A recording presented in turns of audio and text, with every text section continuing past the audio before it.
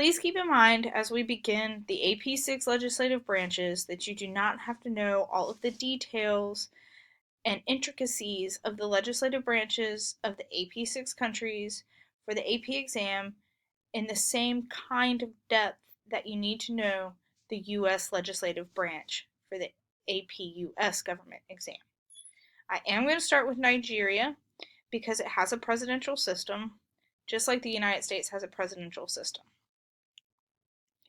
The basics for Nigeria: it is a democracy. It's considered a fragile democracy because it is new. There have been instances throughout their history where it has been questioned whether their democracy and their constitutional government with the systems of checks over their president was going to remain intact. It is a presidential system, meaning that there are separation of powers between a president and a legislative branch. However, the legislative branch has very little power in comparison to the executive branch in Nigeria.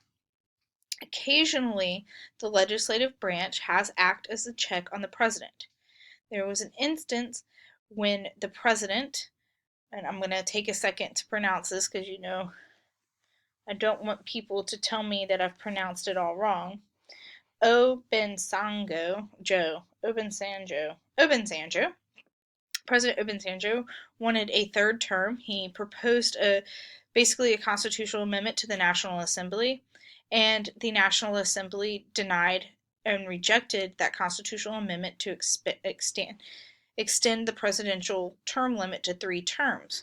And the reason that is significant is because it shows how the National Assembly, even one that was dominated by the president's party, was willing to put a check on the president. One thing that is unique, that is different than the U.S. system, is that the president controls revenue and has the power of the purse, more so than the Senate or the House of Representatives in the National Assembly in Nigeria. The National Assembly can confirm some presidential appointments, but most presidential appointments are approved without the president needing to get it approved through the Senate. So that's very different from our system, where you see the president-elect coming up with presidential cabinet nominations, and he is going to have to put them before the Senate to confirm them. In Nigeria, the president doesn't have to do that. The president can most of the time skip that step.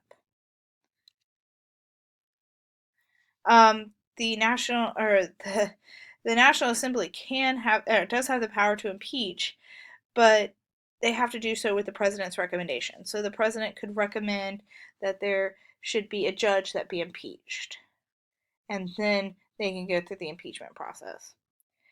The Nigerian legislative branch is a bicameral legislature. Just like the United States, it has 2 houses. It has a lower house and an upper house. How a bill becomes a law process is similar to the United States. However, it's more of a learning process. They haven't ironed out a lot of the norms and kinks that we have in the United States. I know that's crazy to believe, because we look at our Congress in the U.S. and see that there's a lot of gridlock, but it's actually a little worse in the Nigerian National Assembly. But like the United States, their bills go through both houses, and it needs to be signed by the president, just like in our how a bill becomes a law process. However, whereas the political parties in our legislative branch cause a lot of the gridlock in the National Assembly's bill process is really on the president's end, when the president will hold most legislation. Like Goodluck Jonathan, when he was president, right before he left office, there was a lot of bills that were waiting for him to either sign or veto. So there's not like a time limit that you find in our Constitution, in the U.S. Constitution. So it's the president that's creating a lot of that gridlock. The National Assembly, again, is bicameral. You have senators, which are the upper house, and representatives, which are the lower house. They all serve 4-year terms, and their elections actually take place a week before the presidential election. Remember, there are 109 senators. You have 3 senators from each state, and you have 1 from the capital city. Um, they are very diverse, especially ethnically. And of course, the divisions or the cleavages between the North and the South. So Muslim versus the Christians, Muslims in the North versus the Christians in the South. Um, let's see, the House of Representatives, 360 members. And one thing that's significant about the National Assembly is that it has one of the lowest rates of female members of most democratic countries. So they don't have a lot of females that actually are representing their country. One other thing I want to point out about the House of Representatives is it's similar to the United States, where the number of representatives from each state is based on that state's population. So the larger the population in the state, the more reps that state has. And that's basic. That's what you need to know as far as the organization and the powers of the National Assembly in Nigeria. All right, now we're going to move on to Mexico. Um, Basics of the Mexican system. Of course, it is also a presidential system, and it has checks and balances similar to the United States, where there's investigation, oversight, there's power to impeach and remove, there's the veto and override of vetoes, and the confirmation of appointments. So the checks over the executive branch are similar to the ones that you will see in the U.S. Now, Congress in Mexico did not have as much power as it has today. They are becoming more active in policy making. They are doing more to negotiate and block the president's legislation that he'd like to see passed. They started to introduce their own bills. What you do see is that they are less experienced in policy making than the Congress of the U.S., but they are trying to get more and more power over the president. And this has been able to happen because of the increased amount of diversity within the legislative branch of Mexico, and it's not just dominated by the PRI. It is a bicameral legislature with power similar to the United States, like the power of the purse, the power to regulate trade, the power to write laws. Let's see. Um, Again, like the US, the Senate is more focused on foreign policy matters like treaties, and their representatives or their Chamber of Deputies are more focused on, the lower house is more focused on doing things that are short term policy. The how a bill becomes a law process is similar to the United States. Most bills pass through both houses. Um, there there are committee hearings. There are conference committees when there's 2 different versions of a bill before it goes to the president.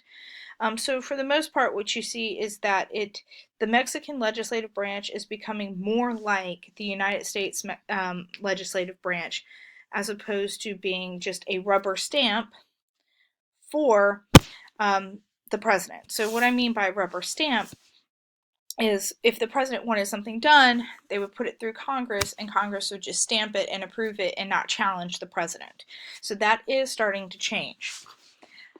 So you do see increased party competition, which is increasing the amount of gridlock in the Mexican legislative branch.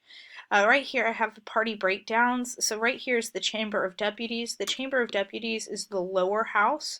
There are 500 members. They are directly elected. You cannot serve consecutive terms. Your term is for 3 years, as opposed to the U.S., which is 2 years.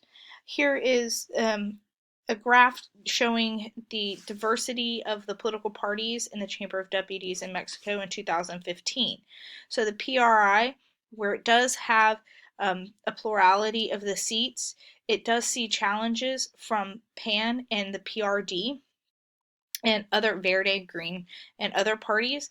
So the PRI has 207 seats, but if you put PAN and PRD together, even though they do not have the same type of party platform or issues that they support, they do give a good challenge to PRI. So the PRI just can't push through everything that they want. Now, remember that it is split. 300 seats are single member district, 200 are proportional representation. So that's the difference between voting single member district, voting for one person to represent your particular district, and then the proportional representation, you're voting for a party in a nationwide election. The Senate is their upper house. It has 128 members. There is less diversity in political parties in the Senate. As you can see, the PRI has a good hold on the Senate as compared to the PRI's control over the Chamber of Deputies, but they still only have a plurality. They don't have a majority. In the Senate, you are elected for 6-year terms. There are no consecutive terms. There are 3 senators from each state, and there are 2 of those senators are selected by a first past the post state vote, and then one of the sorry, I do not know why it keeps on going like or doing that. All right, so excuse me, three senators from each state. 2 are first past the post majority, and then the one is the next highest vote. And remember that political parties kind of run teams. So the way that that works is that each one of Mexico's 32 federal states or entities choose 3 senators. The party or coalition or the team with the largest number of votes receives 2 seats, and the party or coalition in second place receives 1 seat. And the remaining 32 seats are divvied out according to a nationwide vote based on proportional representation. So that's how come you end up with 3